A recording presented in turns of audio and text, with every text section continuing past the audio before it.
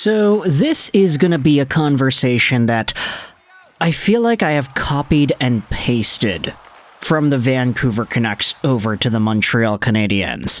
Because it's true that there are multiple things that I want to dive into in this Canadiens-related video, but the main thing that I think most of the comments are going to be going out there and discussing is the man, the myth, the legend himself. It's the dollar amount. It is Habs D-man Lane Hutson, and just how much money he should get.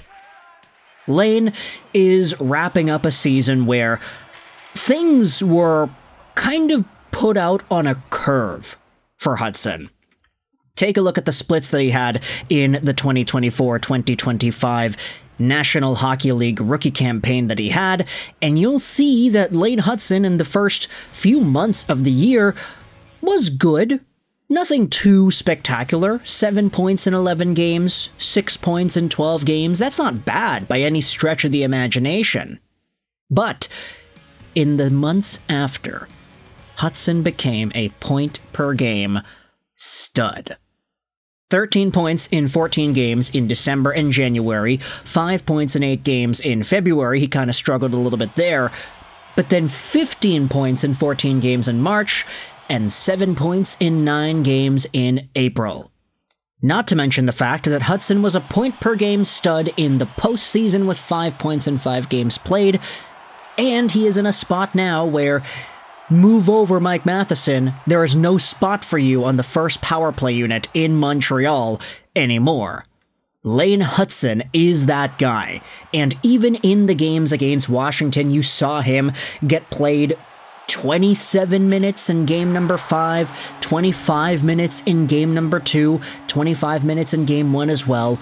Marty St. Louis is using this guy like a number 1 defenseman. And it's very obvious to see why. He is a number 1 defenseman at 21 years old. He is the best defenseman the Habs have on their team. He is the most minutes-eating, point-producing, power play passing, assist playmaking D-man on the squad. And now, because of the comments he made a few days ago talking about the possibility of signing an extension, folks are wondering just what the dollar amount may be. Hutson spoke out a few days ago saying that it's a special place to play. Having our young core, having all these guys that are still coming up, it's only going to get younger from here. We're just excited about what the future is going to hold.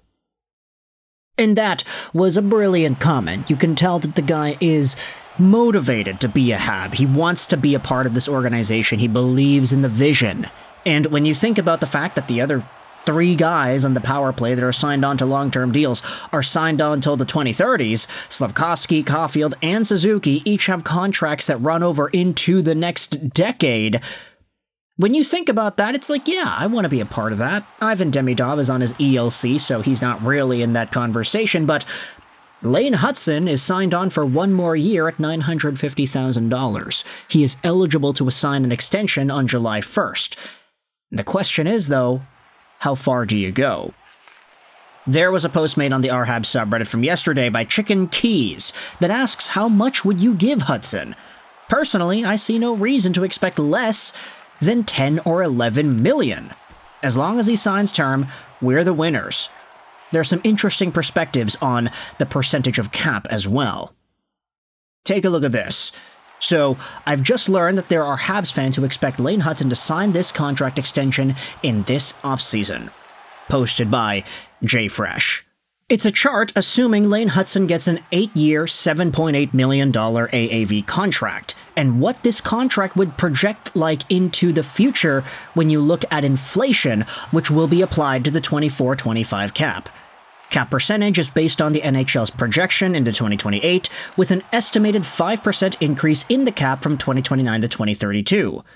What this graph says is that if Lane Hutson signs a $7.8 million contract extension right now, not right now, he's not eligible to do that now, but the cap continues to go up, what is a $7.8 million contract in today's money will inevitably be a $6.6 million valued contract under inflation via percentage of the cap in 2027. In 2028, his contract could be what essentially a $6 million contract is right now. In 2029, his contract at $7.8 million would be equivalent to $5.8 million in today's dollars. And then it goes down until 2034, where Lane Hutson signed on to a $7.8 million contract today, would look like a $4.5 million valued contract at that time.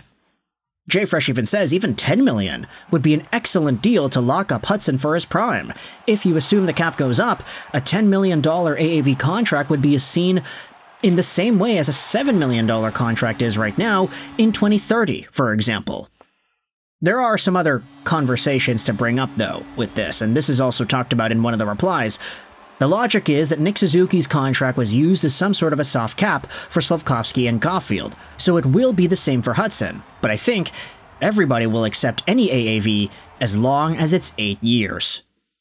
JFresh replies, that logic is completely out the window now. Essentially saying that, yeah, if there's anybody that's going to go out there and break through Nick Suzuki's dollar amount, it's going to be Lane. Where have I heard that before? Oh, right. Here's one of the top comments on the Reddit. Whatever it takes to keep him here, you sign Lane Hutson to. As a fan of Montreal and Vancouver, the Vancouver Canucks fanbase seems to think there's a non-zero chance that Quinn Hughes either leaves in 2 years or gets traded. Montreal needs to do whatever it can do to keep the core together.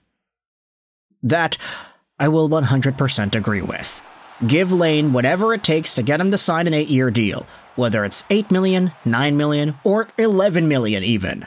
Sure, maybe it's premature to give a $10 million AAV contract to a guy who's just wrapped up his first NHL season, but if there's anybody that deserves it, yeah, I kind of have a hard time believing it's not Lane Hutson. Maybe he decides to bet on himself. Maybe he wants to show off a sophomore season that's even better. Maybe he goes through a sophomore slump and the Habs get him at a discount. Who really knows?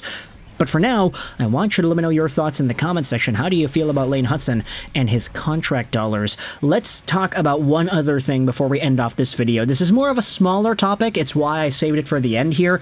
And also, I don't really think we could stretch this topic out to 8 minutes, but we had ourselves a very stellar debut in the AHL for one Habs goaltending prospect, Jacob Fowler, who is suited up in the Laval Rocket playoff push after joining the team earlier in April, and now he's gotten himself a shutout for his first in pro hockey. 4-0 over the Cleveland Monsters, which follows up a .920 save percentage he had in Game 1 against that same team. Fowler has been looking very strong. He's only had one game where he has had a sub-900 save percentage in the AHL, and that was a 5-4 overtime win against Belleville in the third of their series against each other. He has a .956 save percentage in the AHL playoffs, and this guy at 20 years old is really looking like something special here. Jacob Fowler, everybody, we had to go out there and give him his props. A lot of people are going out there and asking, hey, like, what does this mean for the Laval Rocket and Cayden Primo? Because that guy has now been dethroned as the starter for the Laval Rocket in the postseason. Yeah, it's just Fowler. Fowler has played all the playoff games so far. No other goalie has suited up. It's kind of unfortunate for a guy like Primo to have his job taken right away by a guy straight out of college, but that's what happens when you get yourselves elite caliber goaltending prospects now, isn't it?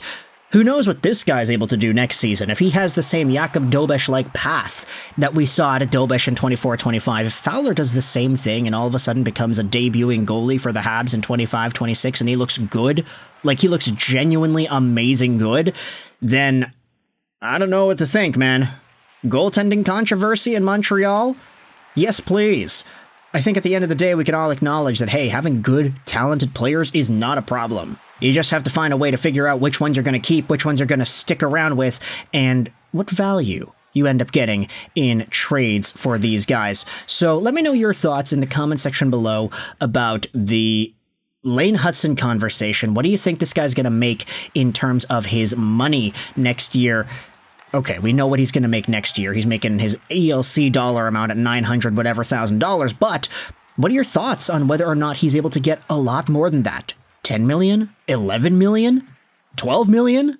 What are your thoughts on the Jacob Fowler debut in Laval, and what are your thoughts on how he's going to be able to continue his hockey playing career as a pro? Lots to go over here with the Montreal Canadiens, but I hope you enjoyed this video. And bye.